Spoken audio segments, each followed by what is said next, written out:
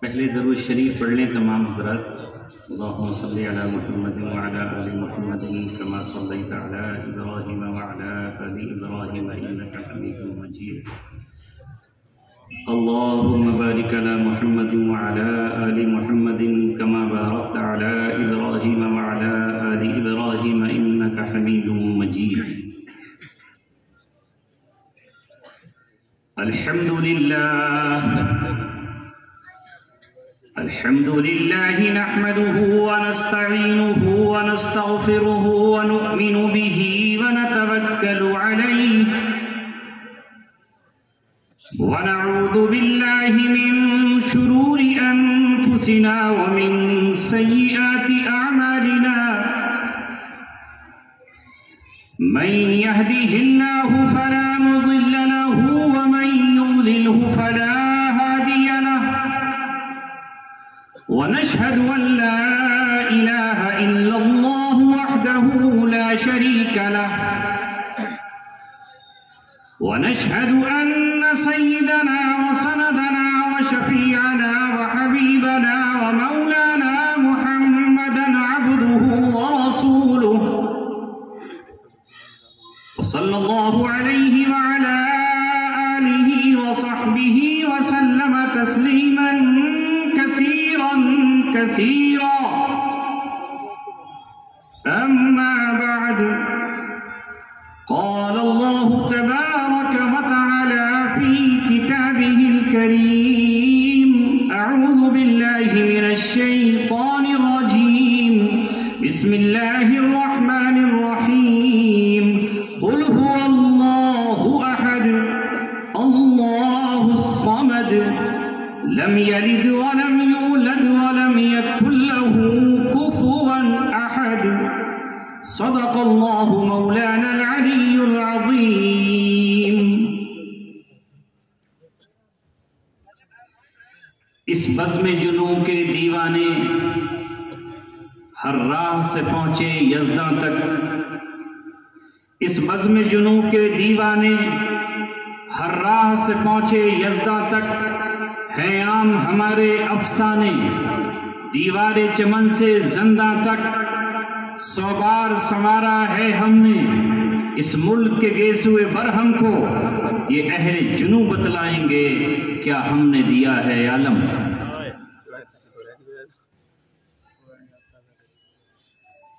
محترم حضرات، مسند پر تشریف فرما حاملین قرآن، وارثین انبیاء کرام، حفاظ عظام، ائمہ حضرات اور میرے سامنے جلوہ افروز ملت اسلامیہ کے چہرے پر روشن تابناک چمکتے دمکتے ہوئے اسلام کے ستاروں، جیالوں اور غیور مسلمانوں،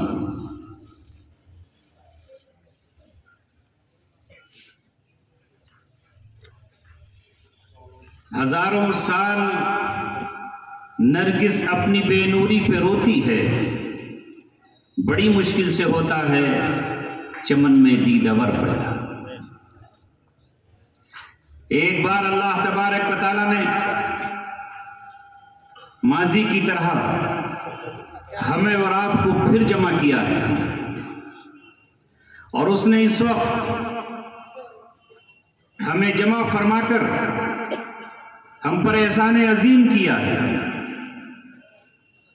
اور اللہ رب العزت نے آپ کو جو علماء کی محبت سے نوازا ہے، قرآن کی محبت سے آپ کے دل کو سیراب کیا ہے، اس پر آپ اللہ تعالیٰ کا شکر ادا فرمائیں۔ نہ جانے کتنے دل ایسے ہیں جن دلوں پر تالے پڑے ہوئے ہیں اور ان میں ایمان کی بہار داخل نہیں ہوتی، نور ایمان داخل نہیں ہوتا۔ جس طرح قرآن کریم نے کہا ہے ام علی قلوب اقفالها، کیا ان کے دلوں پر تالے پڑے ہوئے ہیں؟ اور جیسے دنیا میں کسی تالے کو کوئی انسان نہ کھولے اس وقت تو نہیں کھل سکتا، اسی طرح اللہ رب العزت دل کا تالا نہ کھولے، آنکھ کا پردہ نہ ہٹائے، کانوں میں لگی ہوئی ڈاٹوں کو نہ کھولے، اس وقت تک کوئی طاقت نہیں کھول سکتی۔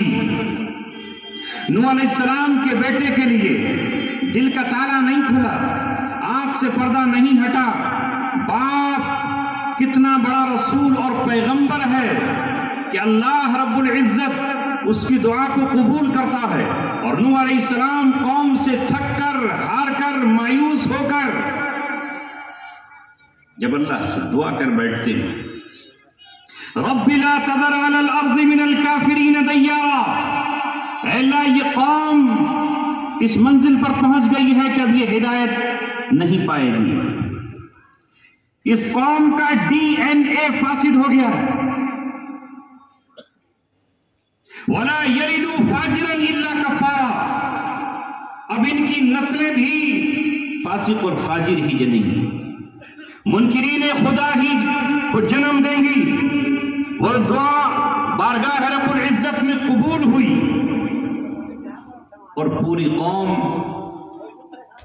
ڈبو دی گئی۔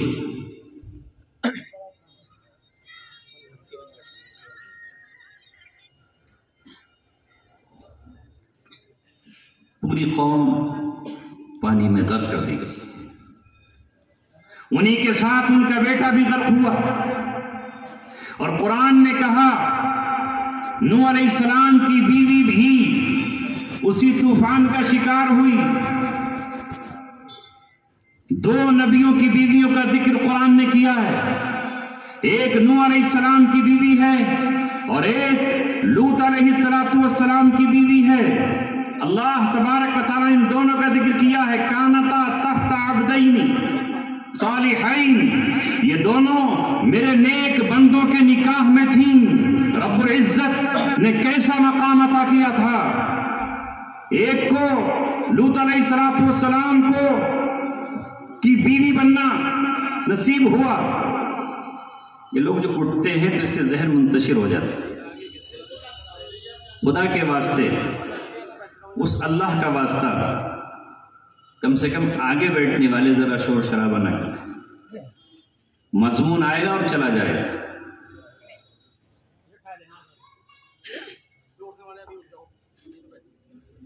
یہ بیچ میں ڈسٹرب مت کرو۔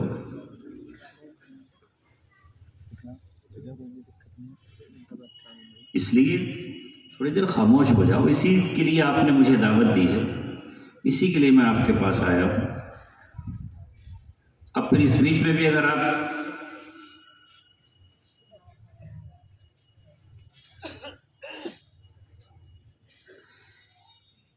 اب وہ کہہ رہے ہیں اس کو بھی ہٹا لیجئے، اس کو ہٹا دیں گے تو یہ چینل کے ذریعے بات کہیں اور پہنچ جائے گی، اس لیے اس کو لگوایا۔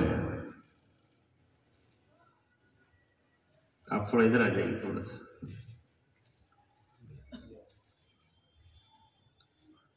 یہ میں نے ہی لگوایا ہے۔ اس کی وجہ یہ ہے کہ جو بات میں یہاں کہوں گا ضروری نہیں کہ وہ مرغوب پور میں بھی کہوں، ضروری نہیں کہ رات کو چاند پور میں بھی وہ بات آ جائے۔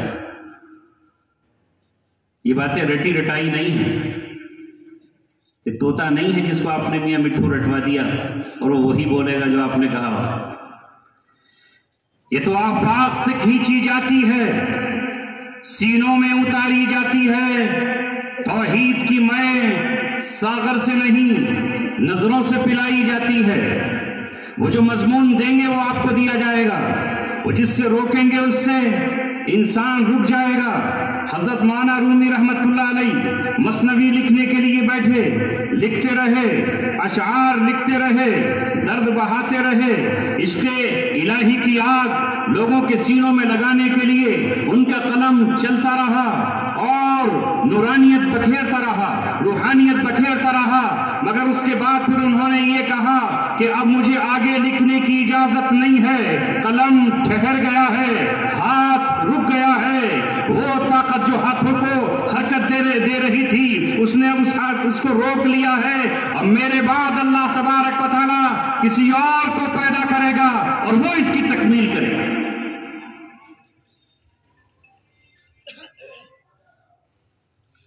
علماء نے لکھا ہے،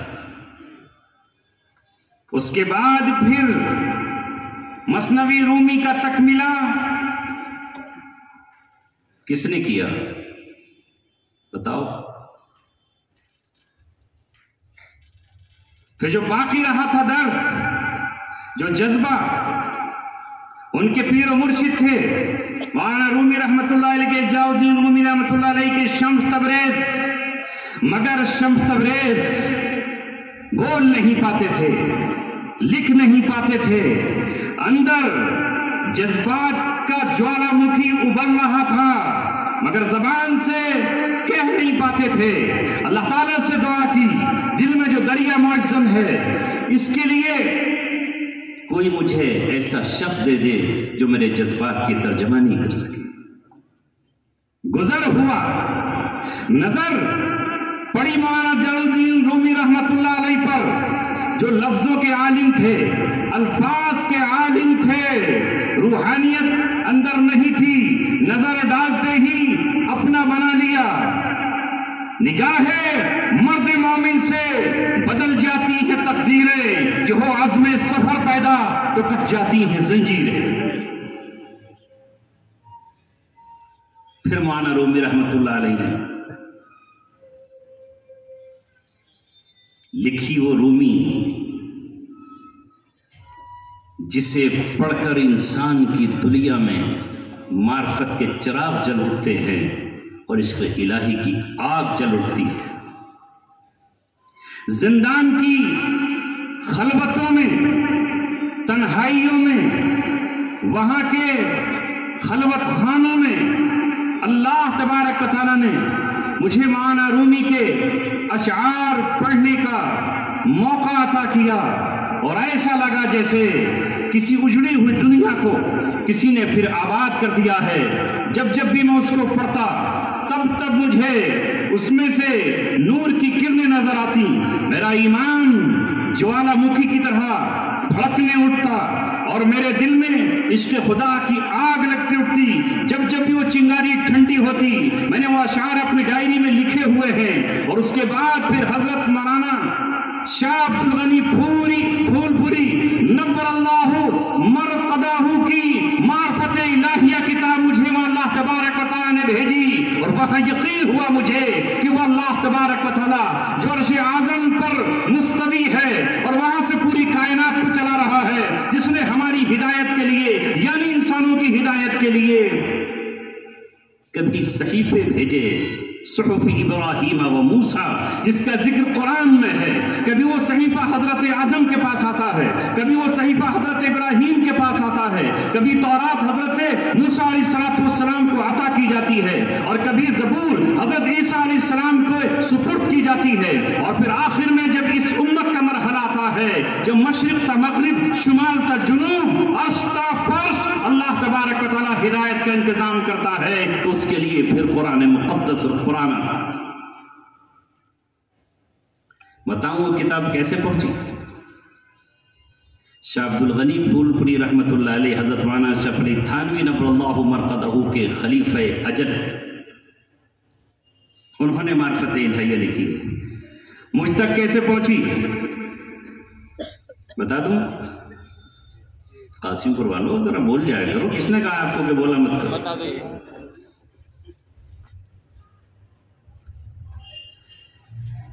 تبلیغی جماعت کے مرکز میں ایک عالم شخصیت گزری ہے، مولانا داؤد،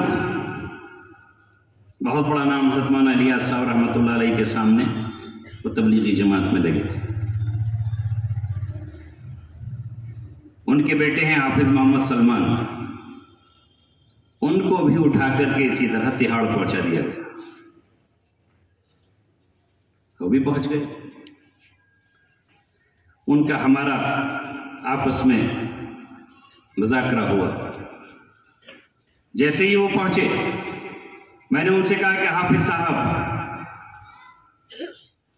آپ کو اللہ نے بھیجا ہے، آج سے آپ میرے قرآن کی دور سنیں. مجھے قرآن دہرانا ہے اور اس وقت کوئی حافظ یہاں ہے نہیں. رمضان کے بعد سے لے کے اب تک میری دور میں ہی نکلی ہے. آئندہ رمضان کی میں تیاری کر رہا ہوں، آپ ذرا اس کو سنیں. انہیں بھی اپنے وقت کے لیے گزارے کے لیے کوئی چاہیے تھا، لہٰذا ہم دونوں دور کرتے.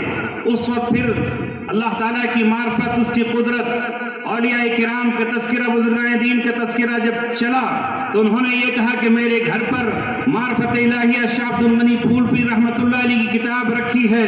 جیسے ہی انہوں نے شاہ عبد الغنی پھول پیر رحمۃ اللہ علیہ کا نام لیا، میرے قلب و جگر میں تمناؤں کی بجلیاں کوندنے لگیں، اس لیے کہ میں نے ان کا نام حضرت حکیم اختر نور اللہ مرقدہ سے پڑھا تھا ان کی کتابوں میں، اور حضرت حکیم اختر رحمۃ اللہ علیہ کا خط میرے پاس تھا.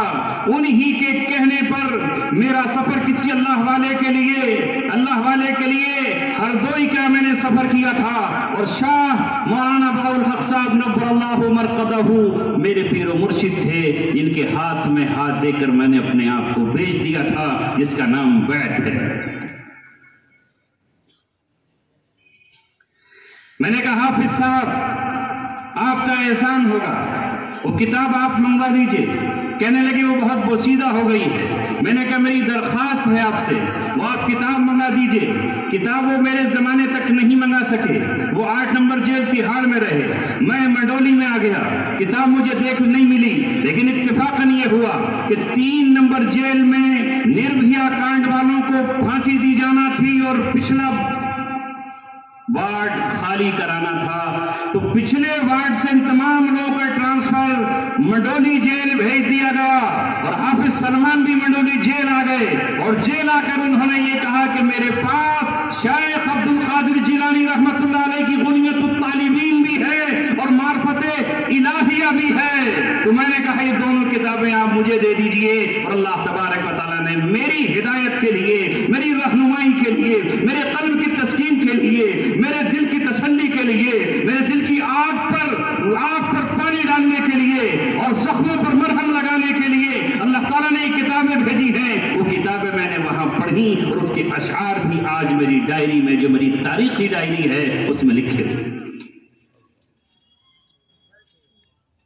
مضمون کچھ اور چل رہا تھا، مگر بزرگان محترم کی کچھ گفتگو سے اللہ تعالیٰ نے کہا یہ چھوٹا سا قصہ بھی ان کو سنا دو، تاکہ سب کو میری قدرت پر یقین آ جائے.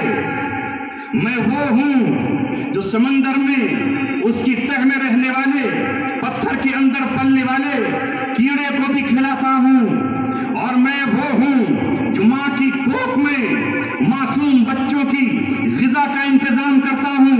میں وہ ہوں جو مردے کو زندہ کرتا ہوں اور زندہ کو مردہ کرتا ہوں، سوکھی ہوئی شاخ کو ہری کر دیتا ہوں اور پیڑ پر لگی ہوئی ہرے پتے کو سکھا دیتا ہوں. میں ہی وہ ہوں جو سمندر کو سکھانے پر قادر ہوں، اور میں وہ ہوں کہ اسماعیل کی ایڑیوں سے پانی کا چشمہ جاری کرنے پر بھی قدرت رکھتا ہے.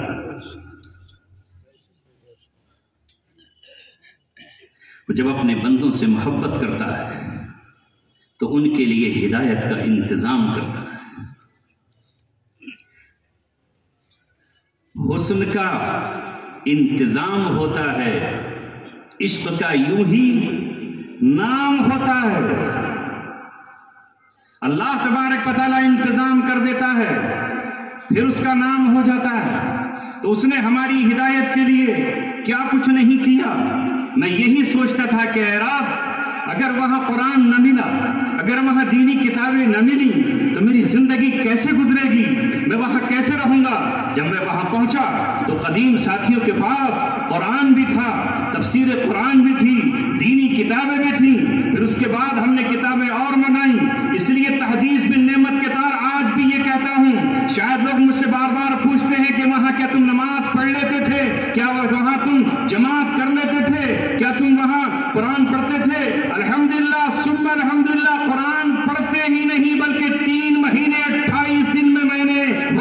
قرآن پاک حفظ کیا اور اپنے اکابر کی سنت جو انہوں نے مالٹا میں ادا کی تھی اللہ نے مجھے تہاڑ میں ادا کرنے کا موقع عطا فرمایا. اور جب اس کے حفظ کے بعد تکمیل اس کی سنانے کا مرحلہ آیا، کیونکہ پہلے مرحلے میں جہاں میں یاد کر رہا تھا وہ حافظ نہیں تھے، ایک حافظ تھا، اس کا ٹرانسفر ہو گیا، پھر میں سناتا رہا. اس کے بعد پھر یہ تھا کہ رمضان سے پہلے دور ہو جائے، دور کر لوں، تو 8 نمبر بھیجا گیا اور وہاں ایک قاری صاحب موجود تھے، وہ قرات ہی کا کام انجام دیتے ہیں. میں نے کہا قاری صاحب آپ میری دور سن لیجئے، ہو سکتا ہے کہ رٹنے میں کچھ کرنے میں کچھ لفظی غلطیاں یا کچھ ایسا ہو گیا ہو. ان سے پھر میں نے دور نکالی اور دور نکال کر پھر ساتھیوں نے کہا کہ اسی سال آپ کو محراب سنانی ہے. یہ میری پہلی محراب تھی جو 8 نمبر جیل میں بیرک نمبر 4 میں ادا ہوئی.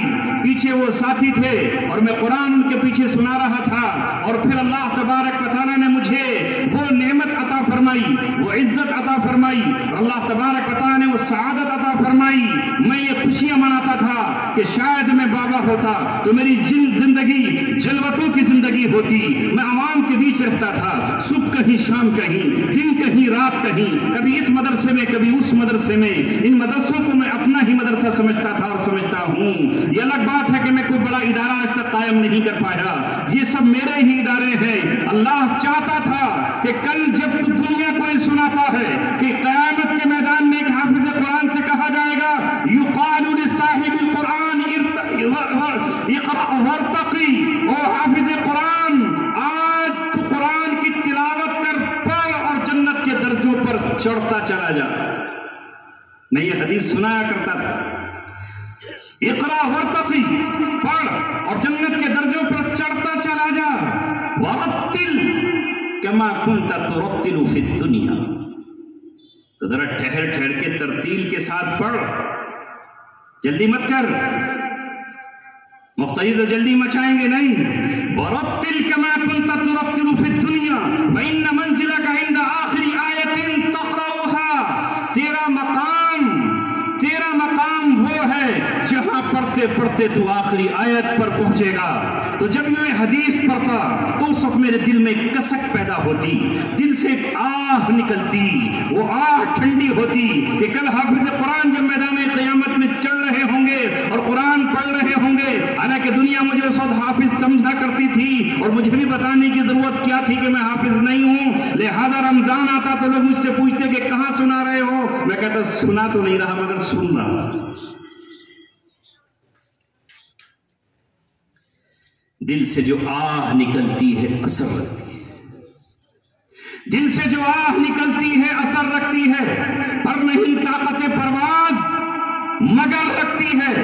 نہ جانے کس رمضان میں، نہ جانے کس شب قدر میں، نہ جانے کس تراویح کے موقع پر، نہ جانے کس حافظ قرآن کے پیچھے میری آہ نکلی ہوگی اور آنکھ سے آنسو چھلکا ہوگا اور وہ میری آستین پہ گرا ہوگا یا مصلی پہ ٹپکا ہوگا اور بارگاہ رب العزت میں وہ قبول کر لیا گیا ہوگا. اللہ کو معلوم تھا یہ جلوت کی زندگی، یہ اولاد کے بیچ رہنا، یہ بہن بھائیوں کے بیچ رہنا، یہ عوام الناس میں رہنا، یہ لوگوں کی زندہ باد، یہ عبدالسمی زندہ باد کے نعرے تجھے حفظ کرنے نہیں دیں گے. ذرا خلوت میں اور میں تجھ سے بات کرنا چاہتا ہوں. وہ اللہ تبارک و تعالی نعمت عظمی عطا فرمائی. اللہ مجھے اس قرآن کی پڑھنے کی اور اس کی حفاظت کی توفیق بھی نصیب فرمائے.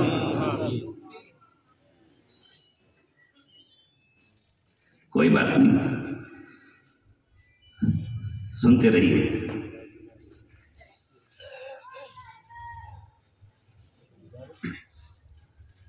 ذکر چلا تھا معرفت مفتی عبدالسمیع صاحب، مفتی عبدالسمیع صاحب دارالعلوم دیوبند قاسم العلوم، مفتی عبدالسمیع صاحب. تو میں یہ عرض کر رہا تھا کہ الحمدللہ آج بھی میڈیا کے پروپیگنڈے میں مت جاؤ. آپ کا ملک، یہ ہمارا ملک اور اس کا دستور ہمیں اجازت دیتا ہے کہ ہم اپنے مذہب، اپنے دین، اپنے دھرم پر پوری آزادی کے ساتھ چلتے رہیں. اور یہ بتانے کے لیے حاضر ہوا کہ وہاں پوری آزادی تھی ہمیں نماز پڑھنے کی، روزہ رکھنے کی، اور روزے میں انتظامیہ کی طرف سے پہلے ہی بتا دیا جاتا کہ جیسے ہی چاند نظر آئے گا تمہیں تو پتہ نہیں چلے گا، تمہارے پاس وہ سادن نہیں ہے کہ روزہ کب ہے، لیکن ہم باہر کنفرم کر کے تمہارے لیے رات میں سحری کا انتظام کر دیں، اور افطار کے لیے ہم ان سے درخواست کرتے کہ کینٹین پر کچھ فروٹ، پھل، روح افزا، کھجوریں، برف، اس کا انتظام کرا دیجئے، پیسے ہم دیں گے، اجتماعی طور پر ہم چندہ کرتے، اور ایک شرط ہم یہ لگاتے کہ بالخصوص رمضان میں چونکہ اجتماعی افطار ہوگا، الگ الگ کوئی نہیں بیٹھے گا، ساتھیوں کی ڈیوٹیاں لگتی کہ وہ کاٹے گا، دسترخوان بچھائے گا، اس میں ہم وہاں لوگوں سے یہ کہتے جو اپنے مسلم بھائی تھے، یہ شرط ہے کہ جو بھی اس چندے میں پیسے دے گا وہ حلال کے پیسے ہونے چاہیے، حرام کی رقم نہیں چاہیے۔ تو وہ بھی وعدہ کرتے کہ ہم اپنے کسی عزیز سے منگا کر آپ کو دیں گے، اور بعض دفعہ وہ نہیں دے پاتے، الحمدللہ ان پر بھی اثر پڑتا کہ حلال اور حرام بھی کوئی چیز ہے، اور حلال روزگار کے پیسے ہمیں خرچ کرنا چاہیے۔ اس طرح الحمدللہ آزادی رہی، اور جیل انتظامیہ کی طرف سے کسی قسم کا کوئی تشدد، کوئی ظلم، کوئی جبر ہمارے ساتھ نہیں روا رکھا گیا، عام لوگوں کے ساتھ جو سلوک ہوتا اسی سلوک کے ساتھ ہم زندگی گزارتے۔ تو جو کچھ غلط فہمیاں باہر پھیلی ہوئی ہیں ایسا نہیں ہے، مگر چونکہ وہ جیل ہے، کھانا تو وہاں ایسا مل ہی نہیں سکتا، وہ ایک عام اصول ہے، جو بند کرنے کا اصول ہے اس میں بند رہنا ہے، جو کھلنے کا اصول ہے اس میں کھلنا ہے، وہ ایک قید ہے۔ جس طرح آپ ایک پرندے کو قید کرتے ہیں، جس طرح آپ اپنے مچھلیوں کو گھر میں لا کر کے قید کر دیتے ہیں تو انہیں دریا کا پانی تو نہیں مل سکتا، اس پرندے کو باہر کی فضا تو نہیں مل سکتی، مگر پھر بھی یہ صیاد بھی، شکاری بھی اسے صبح شام پانی اور دانے تو دے ہی دیتا ہے کہ وہ پرندہ زندہ رہے۔ اس طرح کی زندگی ہے۔ خیر چھوڑیے اس بات کو، یہ تو بیچ میں اللہ تبارک و تعالیٰ نے کہا کہ ذرا سا ان کو یہ بھی بتا دیجئے کہ ابھی بھی ہمارے یہاں حالات ویسے نہیں ہیں جیسے عام لوگوں میں میڈیا ایک زہر افشانی کر رہا ہے، اس سے مت جائیے۔ الحمدللہ آج بھی آپ دیکھ رہے ہیں کہ ہم آزاد فضاؤں میں ہیں، آپ کے بیچ اجلاس میں بیٹھے ہیں، اپنے دین، اپنے ایمان، اپنے مذہب، اپنے مسلک اور اپنے مشرب کی گفتگو کر رہے ہیں، اور کیوں نہ کریں، اس لیے کہ تعمیر وطن میں ہمارا بھی لہو شامل ہے، ہماری قربانیاں شامل ہیں، وطن کی مٹی میں سبھی کا لہو شامل ہے، کسی کے باپ کا ہندوستان تھوڑا ہی ہے۔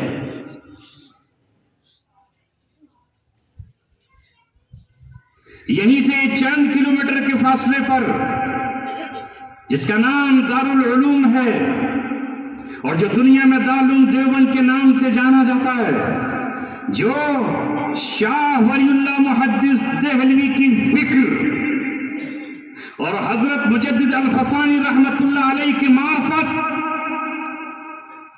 جس میں پوشیدہ ہے اور جو اس خزانے میں چھپی ہوئی ہے، جو مولانا قاسم نانوتوی اور رشید احمد گنگوہی رحمت اللہ علیہ نے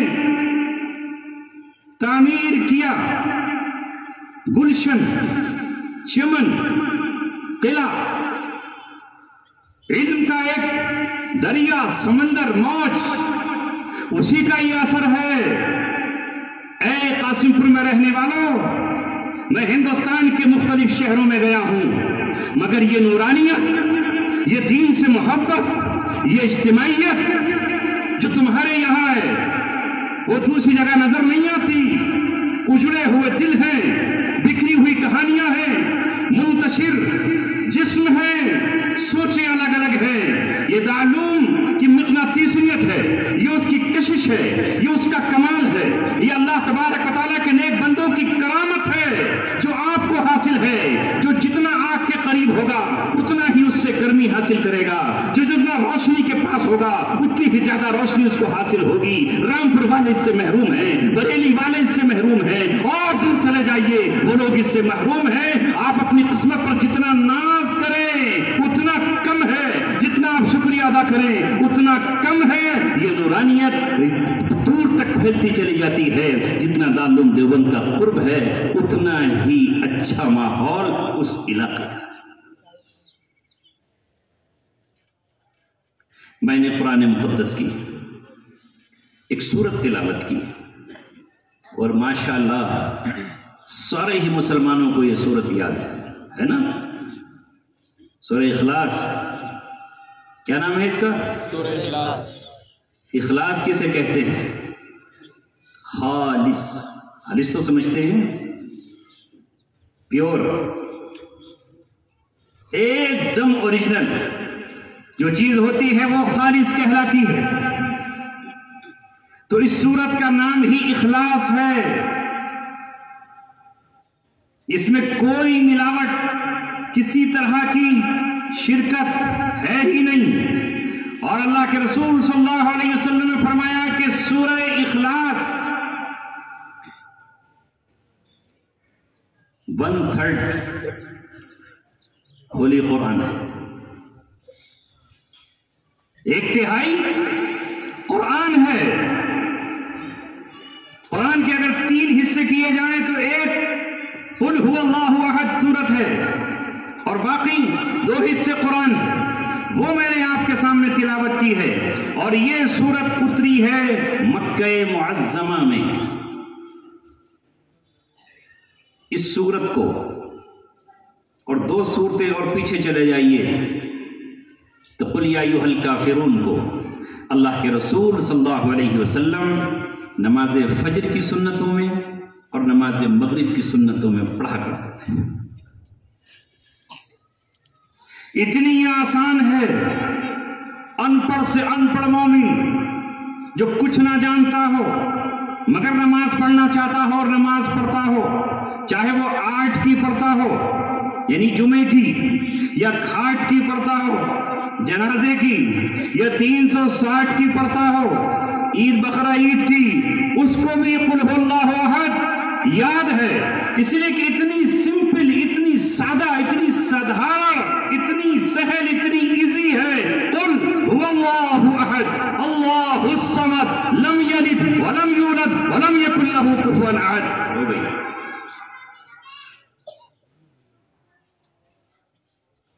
پوری زندگی بعد مسلمان اسی صورت سے اپنی نماز کا کام چلا کر کے نماز پڑھتے ہیں اور نماز ہو جاتی۔ تو یہ آتے آتے میرے ذہن میں اللہ نے کہا اس کو آج بتا دیا جائے۔ 3 قرآن اس کو کیوں کہا گیا؟ دیکھیے قرآن 3 باتوں پر بحث کر رہا ہے پورا قرآن۔ نمبر 1، اللہ وحدہ لا شریک ہے، وہ اکیلا ہے، لا شریک لہ، کوئی اس کا شریک نہیں ہے۔ اور دوسرا، اللہ نے اپنے پیغمبروں کو روز اول سے بھیجا ہے اور آخر میں آپ نے اپنے آخری پیغمبر محمد رسول اللہ کو بھیجا ہے۔ یعنی اللہ ہے اور اس کے رسول آئے ہیں، ہر دور، ہر زمانے میں، ہر بستی، ہر قوم میں اللہ نے رسولوں کو بھیجا ہے۔ تو اللہ پر ایمان لانا فرض ہے اور رسولوں کی رسالت کا اقرار کرنا اور ان کی گواہی دینا بھی فرض ہے۔ پہلا کام ہے توحید اور دوسرا ہے رسالت، اور تیسری چیز قرآن میں بیان کی ہے آخرت۔ وَبِالْآخِرَةِ هُمْ يُوقِنُونَ، اور یہ آخرت پر یقین رکھتے ہیں۔ آخرت پر یقین لاؤ۔ آمنا باللہ وبالیوم الآخر، یعنی یہ دنیا ختم ہو جائے گی، ایک دن یہ فنا ہو جائے گی، آخری انسان بھی مر جائے گا، آخری درخت بھی اکھاڑ دیا جائے گا، بڑے سے بڑا پہاڑ زمین سے چل کر آپس میں ٹکرا کے چورا چورا اور چکنا چور ہو جائے گا۔ اس کے بعد ایک اور دن آئے گا، اس کا یقین۔ یہ تین چیزیں قرآن میں بیان کی گئی ہیں، اس لیے اس سورت میں اللہ تعالیٰ نے ایک حصہ بیان کیا ہے اور وہ ہے توحید، اور وہ ہے اللہ تبارک و تعالیٰ کی وحدانیت، اس لیے اسے 1/3 قرآن کا درجہ دیا۔ کوئی شخص اللہ کو ایک مانتا ہے، مانا کرے، اگر وہ رسالت کا اقرار نہیں کرتا تو مومن نہیں کہلائے گا، نہیں کہلائے گا۔ اسی طرح اللہ کو مانتا ہے لیکن اللہ کے تمام پیغمبروں میں سے کسی ایک پیغمبر کو نہیں مانتا، سب کو مانتا ہے، سب کا یقین کرتا ہے، وہ مومن نہیں کہلائے گا۔ اللہ کو ہی مانتا ہے، تمام رسولوں کو مانتا ہے، مگر آخرت کے دن کا یقین نہیں کرتا اور کہتا یہ ہے کہ ارے میاں کس نے دیکھا ہے آخرت، وہاں کس نے دیکھا ہے حساب، مرنے کے بعد مٹی ہو جائیں گے۔ 13 سال تک مکے میں قرآن انہی 3 چیزوں سے بحث کرتا رہا، اسی پر بحث رہی۔ جب انہوں نے یہ کہا کہ ہم تو مر جائیں گے، گل جائیں گے، ہمیں کون زندہ کرے گا، تو اللہ تبارک و تعالیٰ نے کہا بلا قادرین علی ان نسوی بنانہ، کیا ہم اس کے پوروے بنانے پر قادر نہیں ہیں؟ یہ پوروے کہلاتے ہیں۔ کتنا بڑا اللہ نے دعویٰ کیا ہے اور دلیل پیش کی ہے۔ بلا قادرین علی ایحسب الانسان ان لن نجمع عظامہ، کیا انسان یہ سمجھ رہا ہے کہ ہم اس کی ہڈیوں کو جمع نہیں کر سکیں گے؟ ہڈیاں جل جائیں گی اور راکھ بن کے اڑ جائیں گی، یا دریا میں بہہ جائیں گی، یا کوئی شخص زمین میں دفن کر دیا جائے گا، ہڈیاں اس کی گل کر کے مٹی بن جائیں گی، انہیں کون جمع کرے گا اور وہ دوبارہ کیسے زندہ کی جائیں گی؟ تو اللہ نے کہا کہ انسان یہ سمجھ رہا ہے کہ ہم اس کی ہڈیوں کو جمع نہیں کریں گے۔ سن، تو کیا تھا؟ تو درخت کا پتا تھا، تو گنے کی ایک پوئی تھا، تو کیا تھا؟ گیہوں کا ایک دانہ تھا، تو چاول کا ایک دانہ تھا، تو سیب کا ایک ٹکڑا تھا، تو ناشپاتی کا ایک قطرہ تھا، تو تھا کیا؟ روٹی کی ایک ٹکڑا تھا۔ اس سب کو اللہ تعالیٰ نے تیرے باپ اور تیری ماں کے ذریعے تیرے جسم میں جمع کیا، اس کو خون بنایا، خون کو اللہ تبارک و تعالیٰ نے ایک خاص قطرہ بنایا، اس قطرے سے اللہ تبارک و تعالیٰ نے تجھے پیدا کیا۔ اور کیسا پیدا کیا کہ بائیں ہاتھ میں ایسے پوروے کے نشان بنائے کہ پہلے آدم سے لے کر کے آخر انسان تک ہر ایک کے پوروے کے نشان الگ ہیں، تبھی تو بائیں ہاتھ کا انگوٹھا لگوایا جاتا ہے۔ کتنے انسان کسی ایک کی نشانی انگوٹھے کی دوسرے سے میل نہیں کھائے گی، ہر ایک میں کچھ نہ کچھ تبدیلی ہے۔ اسی طرح آنکھ، ہر ایک کی آنکھ ایک جیسی نہیں ہے، ماں ایک ہے، باپ ایک ہے، رحم ایک ہے، رہنے کی جگہ ایک ہے، خون ایک ہے، بلڈ کے سارے ٹیسٹ ایک ہیں، مگر یہ بنانے والا کون ہے؟ بہن کی آنکھ الگ، دوسرے بھائی کی آنکھ الگ، تیسرے کی الگ۔ دنیا میں کوئی انسان ایسا نہیں ہے جس کی ایک آنکھ دوسری آنکھ جیسی ہو، تبھی تو آج آنکھ کے نشانات لیے جا رہے ہیں۔ تو وہ اللہ کہہ رہا ہے بلا قادرین علی ان نسوی بنانا، تو جب میں پوروے بنانے پر قادر ہوں تو دوبارہ تمہیں زندہ کرنے پر بھی قادر ہوں۔ اس کا یقین کر لو، اس کا یقین کر لو۔ آگے دیکھ لو، گاڑیاں تو بہت دیکھی ہیں، ہاں بے شک وہ یہی آئیں گے، اور جب یہاں آئیں تو دل بھر کے دیکھ لیں، بیٹھ جاؤں گا۔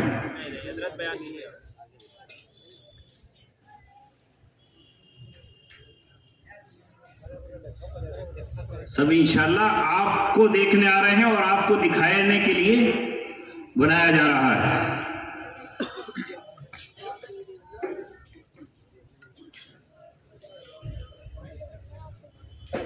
کیا کہہ رہا تھا میں ذرا؟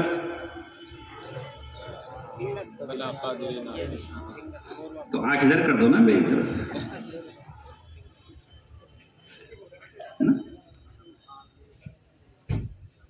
اس آنکھ ہی کا تو سب کچھ کھیل ہے. اس کو وہاں جماؤ جہاں جمانا چاہیے. اس آنکھ سے قرآن پڑھو. یہ قرآن پڑھنے کے لیے دی ہے. اس آنکھ سے خانہ کعبہ کا دیدار کرو. اللہ نے خانہ کعبہ کا دیدار کرنے کے لیے آنکھ دی ہے. اس آنکھ سے ماں اور باپ پر محبت کی نظر ڈالو. حج اور عمرے کا مقبول حج عمرے کا ثواب مل جائے گا. اس آنکھ سے کسی فاحشہ کا تھرکتا ہوا جسم مت دیکھو. اس آنکھ سے کوئی ناچنے والا ہجڑا مخنث مت دیکھو. جن پہ لعنت برستی ہے ان کو مت دیکھو. لعن اللہ المتشبہین والمتشبہات. اللہ کے رسول فرما رہے ہیں کہ جو مرد ہو کر کے عورت جیسا اپنا چہرہ بنائے اور لباس پہنے اس پہ اللہ کی لعنت ہے. اور جو عورت ہو کر مرد جیسا لباس پہنے اور مرد جیسا چہرہ بنائے اس پر اللہ تبارک و تعالیٰ کی لعنت ہے. ان کو دیکھ کر کے اپنی آنکھوں کو لعنت زدہ مت کرو. دیکھو اللہ تبارک و تعالیٰ کی کتاب کو, محمد رسول اللہ صلی اللہ علیہ وسلم کی احادیث کو دیکھو. اللہ تبارک و تعالیٰ کی نشانیوں کو, آسمان کو دیکھو, زمین کو دیکھو, درختوں کو دیکھو, دریاؤں کو دیکھو, پہاڑوں کو دیکھو, اور اللہ تبارک و تعالیٰ کے بنائے ہوئے پتھروں کو دیکھو. اور جہاں سے آنکھ کے دیکھنے کو منع کیا گیا ہے اس سے ٹھہر جاؤ. تتلیاں جو اللہ نے خوبصورت بنائی ہیں انہیں پیڑوں پر منڈراتے ہوئے دیکھو, بھن بھناتے ہوئے دیکھو. کوئل کی کوک اپنے کان سے سنو, مگر کسی فاحشہ کسی بدکار عورت کی آواز چاہے اپنے موبائل سے اور چاہے کسی اور کے ڈی جے سے مت سنو, مت سنو, مت سنو. نوجوانوں, آج تک کچھ نہیں, کل جین نے غیر محرموں کی آواز سننے والے کانوں میں پگھلا کر کے سیسا ڈالا جائے گا اور جہنم میں جھونکا جائے گا. شیطان یہی تو چاہتا ہے. ارے اللہ نے اس آنکھ کو دیکھ نہیں چاہتے ہو. زُيِّنَ لِلنَّاسِ حُبُّ الشَّهَوَاتِ مِنَ النِّسَاءِ وَالْبَنِينَ. ہاں بے شک اللہ تعالیٰ نے خوبصورت کر دیا ہے, شہوتوں کی محبت کو سجا دیا ہے. اسی نے بنائی ہے شہوت مردوں کے لیے, لوگوں کے لیے. عورتوں کی شہوت اور خوبصورتی تو اللہ نے اس پر پہرے نہیں بٹھائے. جاؤ نکاح کر لو. کس نے روکا ہے؟ نکاح کرو اور اپنی بیوی کو دیکھو. ہر بار دیکھنا ثواب ہے, ہر بار دیکھنا نیکیوں کا سبب ہے. جائز مقامات پر دیکھ لو جہاں جائز کا حکم دیا گیا ہے. لیکن جب کوئی غیر محرم سامنے آ جائے جس سے تمہارا نکاح حرام ہے, جو تمہارے نکاح میں نہیں ہے, یا اس سے نکاح کرنا تمہارا اس سے نکاح اس وقت جائز نہیں ہے, وہ آپ کے نکاح میں نہیں ہے, تو اس سے اپنی آنکھوں کو روک لو. وَقُلْ لِلْمُؤْمِنِينَ يَغُضُّوا مِنْ أَبْصَارِهِمْ وَيَحْفَظُوا فُرُوجَهُمْ. کہہ دو مومنین سے کہ وہ اپنی نظروں کو نیچا رکھیں اور اپنی آبروؤں کی حفاظت کریں, اپنی شرمگاہوں کی حفاظت کریں. وَقُلْ لِلْمُؤْمِنَاتِ يَغْضُضْنَ مِنْ أَبْصَارِهِنَّ وَيَحْفَظْنَ فُرُوجَهُنَّ. اور کہہ دو مومن عورتوں سے کہ وہ بھی اپنی نظروں کو نیچا رکھیں, اس لیے کہ تیر نظروں ہی سے چلتے ہیں. جس طرح یہ کمان سے نکلا ہوا تیر انسان کو زخمی کرتا ہے, ہاتھ پیر اور باڈی کو زخمی کرتا ہے, یہ آنکھ سے نکلا ہوا تیر دل کے پار اتر جاتا ہے اور دل کو زخمی کرتا ہے. اور جس نے اس آنکھ کو بچا لیا, النظر سہم من سہم مسموم من سہام ابلیس. ابلیس کے جو زہریلے تیر ہیں, جیسے زہر میں بجھا ہوا پہلے زمانے میں تیر چلایا جاتا تھا تو اس تیر کے لگنے کے بعد انسان مر جاتا تھا کیونکہ وہ تیر زہر میں بجھا ہوا ہوتا تھا. عام تیر سے انسان بچ سکتا تھا. تو اللہ کے رسول فرما رہے ہیں کہ نظر جو ہے, عورت کی نظر ہو یا مرد کی نظر ہو, یہ شیطان کے زہر میں بجھے ہوئے تیروں میں سے ایک تیر ہے.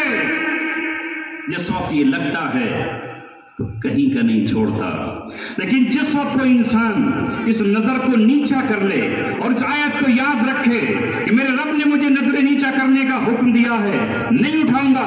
حکیم اختر صاحب نے بڑے پیارے اشعار کہے ہیں اور کہتے ہوئے کہا ہے، نہ دیکھیں گے انہیں ہرگز نہ دیکھیں گے کہ جن کے دیکھنے سے رب میرا ناراض ہوتا ہے.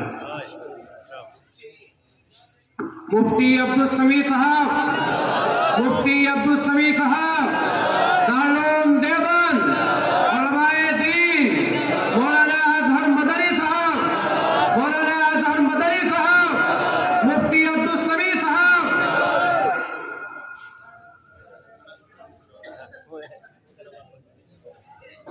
آرزوئیں خون ہوں یا حسرتیں پامال ہوں، آرزوئیں خون ہوں یا حسرتیں پامال ہوں، اب تو اس دل کو تیرے قابل بنانا ہے مجھے. یہ دل کب دل بنتا ہے؟ جب اس پر رگڑے لگتے ہیں. کوئی چیز کب نکھرتی ہے؟ کپڑے کو جب دھوتے ہو، اسے مسلتے ہو، اسے رگڑتے ہو، تب ہی وہ کچھ بنتا ہے. کسی بھی چیز پر جب آپ ریگمال گھستے ہو تب وہ جا کر کے چمکتی ہے. اس دل پر جب رگڑے لگتے ہیں، کوئی گوشت کب خوشبودار بنتا ہے؟ جب وہ بھونتا ہے، سیخ پر پکتا ہے. اس سے پہلے کچا گوشت مزیدار نہیں ہوتا ہے، اس وقت بھی وہ گوشت، مگر جب اسے آگ پر بھون دیا جائے، جب اسے چولہے پر جلا دیا جائے اور جب اس کے اندر لوہے کی سلاخ ڈال کر اسے چھلنی کر دیا جائے، پھر یہ شامی کباب بنتا ہے، پھر یہ سیخ کا کباب بنتا ہے. اسی طرح یہ دل جب اس پر زخم لگتے ہیں، جب اس دل پر تکلیفیں آتی ہیں، جب اس دل پر مشکلیں آتی ہیں اور اس کی آرزویں پوری نہیں کی جاتی، تو یہ پچھاڑ کھاتا ہے، یہ کروٹیں بدلتا ہے، یہ ادھر سے ادھر جاتا ہے. دل چاہ رہا ہے کہ یہ لڑکی جا رہی ہے، اسے ذرا نظر بھر کے دیکھ لوں، اس کے پاس حسین و جمیل لباس ہے، اسے ایک نظر دیکھ لوں. مگر رب کہہ رہا ہے اسے مت دیکھ، دیکھنے کے لیے ہم نے تجھے جائز بھی عطا کی ہوئی ہے، اسے مت دیکھ. اس وقت اگر اپنی نظر کو اس نے دبا لیا اور اس نے کنٹرول کر لیا تو دل یہ کباب بن جائے گا، پھر اس سے خوشبو نکلے گی، اس سے حلاوت نکلے گی. اس لیے اس وقت ہی کہہ دیا کرو دل سے کہ تجھے تو اب اللہ تبارک و تعالیٰ کے قابل بناؤں گا. تشریح کر دو سورت کی. اللہ تعالیٰ فرما رہا ہے، قل، اعلان کرو محمد صلی اللہ علیہ وسلم، اللہ احد، اللہ ایک ہے. قل هو اللہ احد، اللہ ایک ہے. اور اس کے بعد اگلا اعلان، اللہ الصمد، اللہ تبارک و تعالیٰ بے نیاز ہے، اس کو کسی کی ضرورت نہیں ہے، کسی فرشتے کی ضرورت نہیں کہ وہ فرشتوں کو بیٹیاں بنائے. اللہ کا ضرورت نہیں کہ اللہ تبارک و تعالیٰ کوئی اپنی بیوی بنائے اور اس سے اولاد کو جنے. نہیں، اللہ الصمد، اللہ بے نیاز ہے، اسے کسی کی ضرورت نہیں. لم یلد، لم یلد، اس نے کوئی نہیں جنا، وہ کسی کا باپ نہیں ہے، وہ کسی کا دادا نہیں ہے. لم یلد، اس نے کسی کو نہیں جنا. اللہ تبارک و تعالیٰ نے ان تمام قوموں کی، ان تمام نظریات کی، ان تمام فاسد عقائد کی جڑ کاٹ ڈالی، بنیادیں ہلا ڈالی، ان کے قلعے مسمار کا ڈالے، ان کے تار و پوت بکھیر ڈالے جو یہ کہتے ہیں کہ اللہ تبارک و تعالیٰ کے بھی بیٹے ہیں یا بیٹیاں ہیں. ان سب پر اللہ تبارک و تعالیٰ نے کلہاڑا چلا دیا. یوں ہی نہیں ہوئی محمد رسول اللہ صلی اللہ علیہ وسلم کی مکہ معظمہ میں مخالفت کی بنیاد یہ تھی کہ کوئی ان میں کہتا تھا کہ فرشتے اللہ کی بیٹیاں ہیں، کوئی یہ کہتا تھا کہ حضرت عیسیٰ اللہ تبارک و تعالیٰ کے بیٹے ہیں، اور کوئی یہ کہتا تھا کہ مریم اللہ تبارک و تعالیٰ کی بیوی ہے. وَلَمْ يَتَّخِذْ لَهُ وَلَدًا، اس نے کوئی بیٹا نہیں بنایا اور اس نے کوئی اپنی بیوی نہیں بنائی. یہ تھی بنیاد محمد رسول اللہ صلی اللہ علیہ وسلم کی مخالفت کی. ورنہ یوں تو وہ صادق تھے، امین تھے، ان کے پاس امانتیں رکھی جا رہی تھیں. لم یلد، اس نے کسی کو نہیں جنا. ولم یولد، وہ کسی سے پیدا بھی نہیں، نہ وہ کسی کے ہاتھ سے، نہ وہ کسی کے سر سے، نہ وہ کسی کے پیر سے، وہ جسم کے کسی کے حصے سے پیدا ہی نہیں ہوا. وہ ولادت سے پاک ہے. وہ اللہ تبارک و تعالیٰ ہے جو اپنی شان بیان کر رہا ہے. اس لیے سورت کا نام ہے سورہ اخلاص.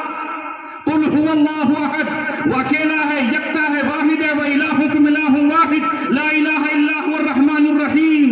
वो रहमान भी है और रहीम भी है। इसलिए जब कोई बैतुल्लाह का तवाफ करने जाए और जब कोई उम्रा और हज करने के लिए जाए तो उसे हुक्म यह है कि वो तराना पढ़ता हुआ जाए, वो गीत गाता हुआ जाए, वो नगमा पढ़ता हुआ जाए, लब्बैक अल्लाहुम्मा लब्बैक, ला शरीका लक लब्बैक, ऐ अल्लाह तेरा कोई शरीक नहीं है, मैं तेरे दरबार में हाजिर हूँ, मैं तेरी चौखट पे हाजिर हूँ, मैं तेरे दर पे हाजिर हूँ, मैं तेरे घर पे हाजिर हूँ। ला इन्नल हम्दा व नेमत लक, ऐ अल्लाह नेमतें तेरे लिए हैं, नेमत तेरे लिए है, मुल्क तेरे लिए है, बादशाहत तेरे लिए है, वल मुल्क लक ला शरीक लक, तेरा कोई शरीक नहीं है।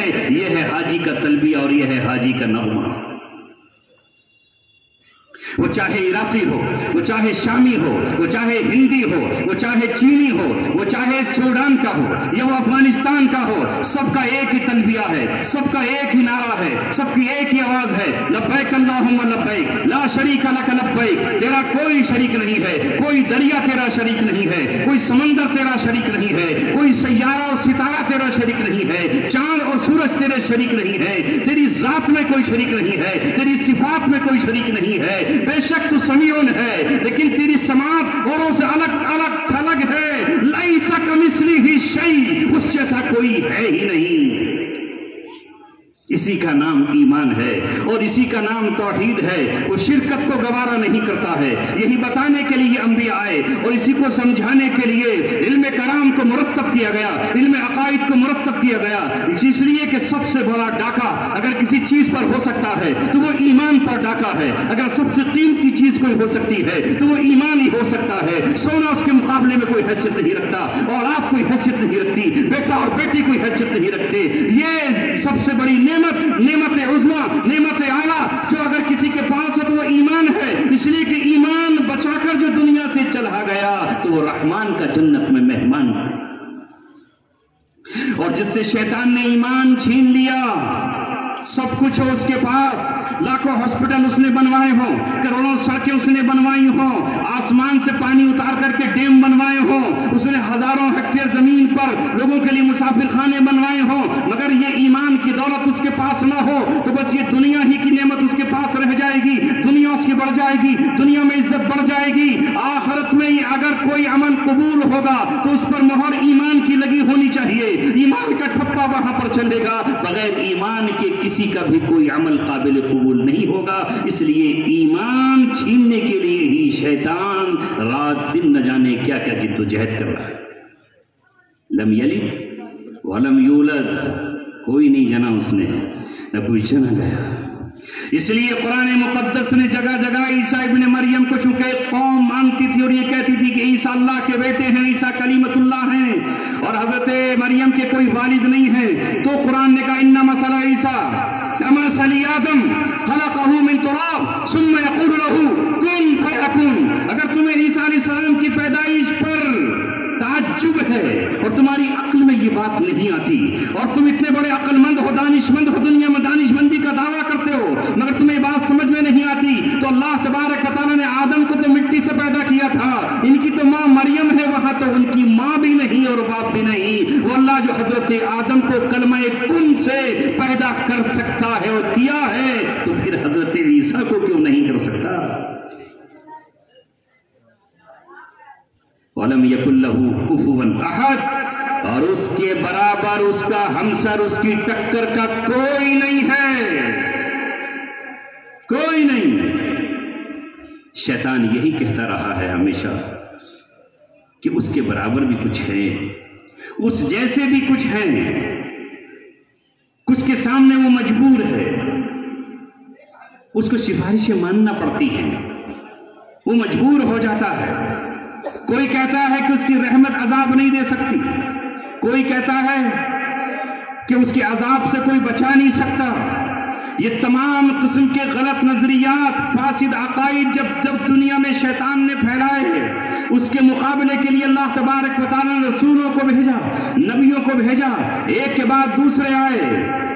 جب جب بھی ایک نبی کا انتقال ہوا اس کے بعد دوسرا آ گیا، بلکہ پہلے زمانے میں تو ایک کی موجودگی میں دوسرا آ گیا، یہاں تک کہ آخری پیغمبر محمد صلی اللہ علیہ وسلم تشریف لائے تو اللہ تبارک و تعالیٰ نے اپنی کتاب حکمت اور کتاب عظیم اور کتاب رحمت کو اِنَّا نَحْنُ نَزَّلْنَا الذِّكْرَ وَإِنَّا لَهُ لَحَافِظُونَ کہہ کر یہ کہا کہ یہ عقیدہ توحید، اس پر اب نہ کوئی دھول چڑھے گی نہ آنچ آئے گی،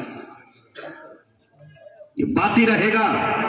ہاں جب کبھی اکبر جیسا بادشاہ کسی سے متاثر ہو کر نیا دین الہی چلانے کی کوشش کرے گا اور یہ کہے گا کہ میں ایک نیا دین لے کر آیا ہوں، ذل الہی ہوں، تو پھر اللہ تبارک و تعالی مجدد احمد الفسانی رحمت اللہ علیہ کی شکل میں، شیخ احمد سرہندی کی شکل میں کسی نہ کسی مجدد کو اٹھائے گا، من یجدد لہا دینہا، اس امت کے لیے ہر قرن ہر صدی میں کوئی مجدد آتا رہے گا اور وہ مجدد آئے ہوئے درد و غبار کو اڑا کر پھینک دے گا، آئی ہوئی زنگ کو بالکل مٹا ڈالے گا، اس کے سینے کی نورانیت اور روحانیت اور اس کی جلوہ نمائی سے تمام اندھیرا چھٹ جائے گا، یہ امت ہلاک نہیں ہوگی، تباہ نہیں ہوگی، پوری امت گمراہی پر جمع نہیں ہوگی۔ اس زمانے میں بھی اللہ تبارک و تعالیٰ نے ان کا انتخاب کیا، کبھی شاہ ولی اللہ کا انتخاب کیا، اس کے بعد اللہ تبارک و تعالیٰ نے نہ جانے کتنے مجددین کو دنیا بھر کے خطوں میں علاقوں میں پیدا کیا۔ اسی طرح اللہ تبارک و تعالیٰ نے حضرت مولانا قاسم نانوتوی رحمت اللہ علیہ اور حضرت مولانا رشید مہمان گنگوئی رحمت اللہ علیہ کی شکل میں اور حضرت مولانا اشرف علی تھانوی نور اللہ مقدہ کی شکل میں امت کو مجددین عطا فرما دیے اور علماء دیوبند کی شکل میں جماعت حق روئے زمین کے ٹکڑے ٹکڑے اور کونے کونے پر پہنچا۔ یہ ہے وہ نعمت جس کی قدردانی کے لیے ہم سب جمع ہوئے۔ بس انہی الفاظ کے ساتھ ایک پہلو آپ کو سکھایا ہے، توحید الحمدللہ ہمارے پاس ہے، چرچے ہوں گے بہت کچھ، نہیں بہکنا نہیں ہے، قرآن موجود ہے، حدیث موجود ہے، فقہ موجود ہے اور فقہائے کرام کی تعلیمات موجود ہیں، عقائد کی کتابیں ہمارے پاس موجود ہیں، علماء نے زندگیاں کھپا کر ان کو ہمیں دے دیا ہے۔ نیٹ انٹرنیٹ ان کے چکروں میں مت پڑھو، سیدھے براہ راست مستند علماء کے پاس جاؤ، جنہوں نے علم علماء سے سیکھا ہے وہ آپ کو بتائیں گے۔ الحمدللہ آپ کو مبارکباد دیتا ہوں، عوام الناس کے بیچ ابھی بھی علماء کی یہ محبت موجود ہے، اسی کو کاٹنے کے لیے شیطان نہ جانے کیا کچھ کر رہا ہے۔ اس محبت میں اضافہ کرو، اس محبت میں مزید اضافہ کرو اور اللہ تبارک و تعالیٰ سے دعا مانگا کرو۔ تم کیوں نہیں مانگو گے جب دو عالم کا تاجدار مانگ رہا ہے، جب رسول پاک صلی اللہ علیہ وسلم مانگ رہے ہیں، جن کے پاس علم کے سمندر ہیں، جو جن کے علم کے خزانوں کی کوئی انتہا تک نہیں ہے، وہ کہتے ہیں اللہم انی اسأل حبک، اللہ میں آپ سے آپ کی محبت مانگتا ہوں، اللہ میں آپ سے آپ کی محبت مانگتا ہوں۔ سب کہو ہم بھی اللہ تجھ سے تیری محبت مانگتے ہیں۔ اگر اللہ کی محبت مل گئی تو ان کمینی لیلاؤں کی محبت خود بخود نکل جائے گی۔ دوسری، اے اللہ میں تجھ سے تیری محبت مانگتا ہوں، وَأَسْأَلُكَ مَن يُحِبُّكَ، اور میں تجھ سے ان کی محبت مانگتا ہوں جو تجھ سے محبت کرتے ہیں۔ یہ کون ہیں؟ یہ انبیاء کرام ہیں، یہ شہداء عظام ہیں، یہ صدیقین ہیں، یہ صالحین ہیں جو اللہ سے محبت کرتے ہیں، ان کی محبت بھی مانگو، یہ بھی بہت بڑی نعمت ہے۔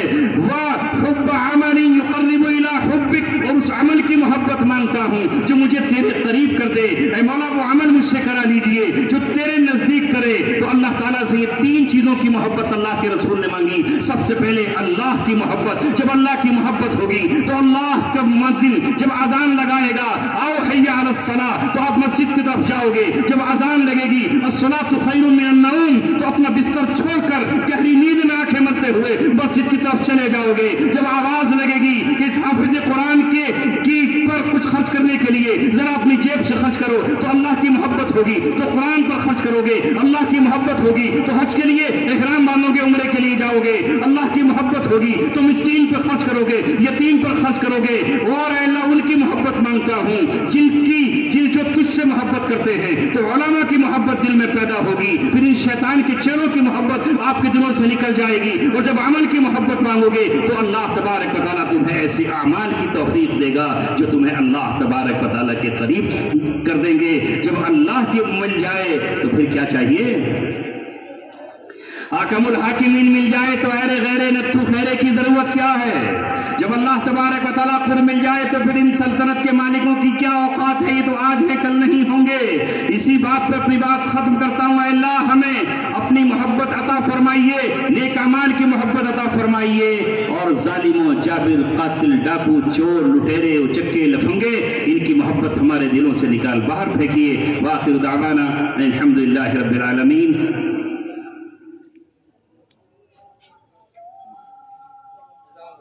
اذان